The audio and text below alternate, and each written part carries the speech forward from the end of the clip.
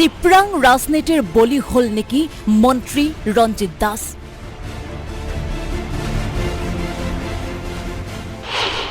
4 মেৰ ফলাফলত বিপদত পৰিব নেকি মন্ত্ৰী ৰঞ্জিত দাস।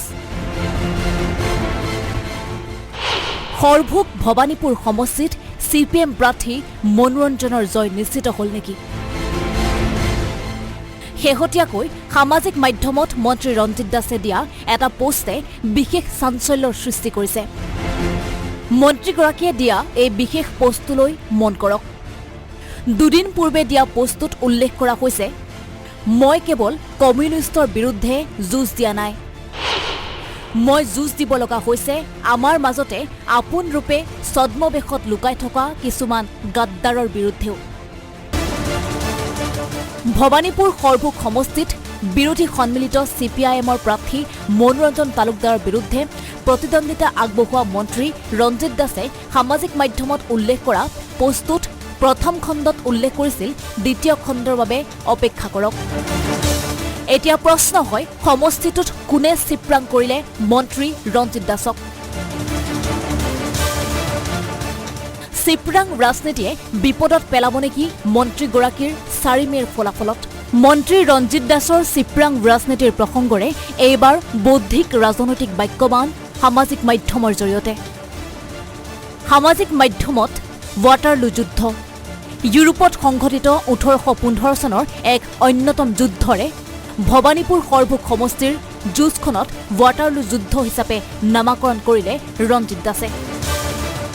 9 এপ্ৰিলত সংঘটিত যুঁজত কমিউনিষ্ট আৰু গাদ্দাৰসকলক আমি পৰাভূত কৰিবলৈ সক্ষম হৈছো বুলি সামাজিক মাধ্যমত উল্লেখ কৰিলে মন্ত্ৰীগৰাকীয়ে। ঐতিহাসিক ৱাটাৰলু যুঁজখনত নেপোলিয়ান পৰাস্ত হলেও তেওঁ পৰাস্ত হোৱা নাই বুলি উল্লেখ কৰিলে মন্ত্ৰীগৰাকীয়ে।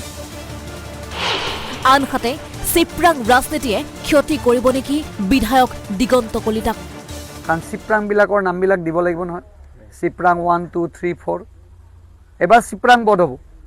ভৱিষ্যতে চিপৰাং বুলি ক'লে দৌৰি থাকিব আৰু মই বধিম এইবিলাকক। যদি মই জিকো আৰু যদি মই হাৰো তেওঁলোকে মোক বধিব পদক।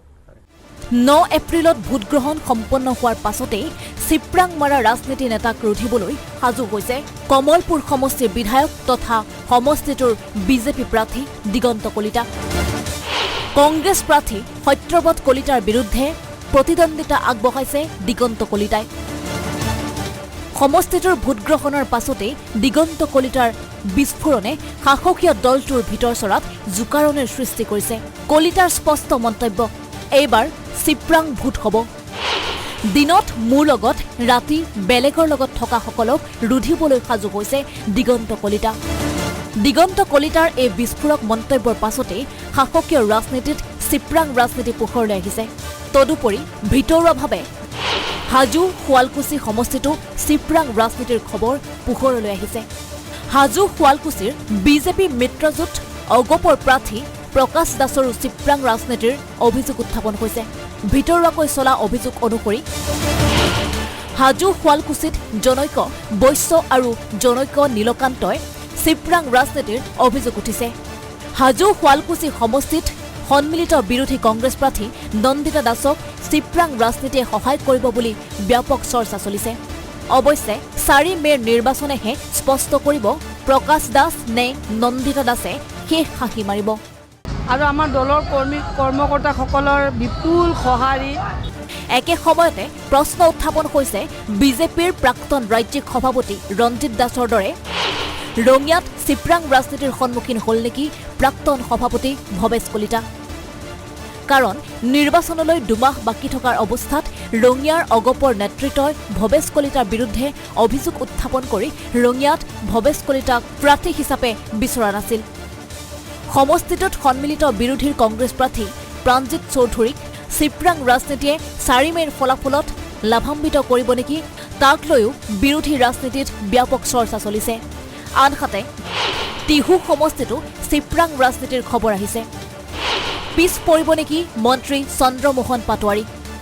টিকট বিচাৰি বিমুখ হোৱা প্ৰাৰ্থিত্ব প্ৰত্যাশী ত্ৰিনয়ন বৰ্মনে কিমান সহায় কৰিলে চন্দ্ৰমোহন পাটোৱাৰীক। সন্মিলিত বিৰোধী কংগ্ৰেছী প্ৰাৰ্থী ৰাতুল পাটোৱাৰীয়ে শাসকীয় দলৰ চিপৰাং ৰাজনীতি পুনৰ সুযোগ গ্ৰহণ কৰিলে নেকি তাক লৈও টিহুৰ সচেতন ৰাজনৈতিক মহলৰ মাজত ব্যাপক গুণগাথা চলিছে। নামনিৰ ৰঙিয়া, কমলপুৰ, হাজো, শুৱালকুছি, টিহু, নলবাৰী, বৰক্ষেত্ৰকে ধৰি বহুকেইটা সমষ্টিত বিৰোধীৰ তুলনাত এনডিএ প্ৰাৰ্থীৰ ব্যাপক চিপৰাং ৰাজনীতিৰ সন্মুখীন হোৱাৰ খবৰ খুদ বিজেপিৰ প্ৰাৰ্থীয়ে সামাজিক মাধ্যমৰ জৰিয়তে পোহৰলৈ আনিছে। অৱশ্যে 4 মেৰ ফলাফলে স্পষ্ট কৰিব চিপৰাং ৰাজনীতিয়ে কাৰ ক্ষতি কৰিলে, কাক লাভান্বিত কৰিলে। ব্যুৰ' ৰিপৰ্ট, আছাম টক্স।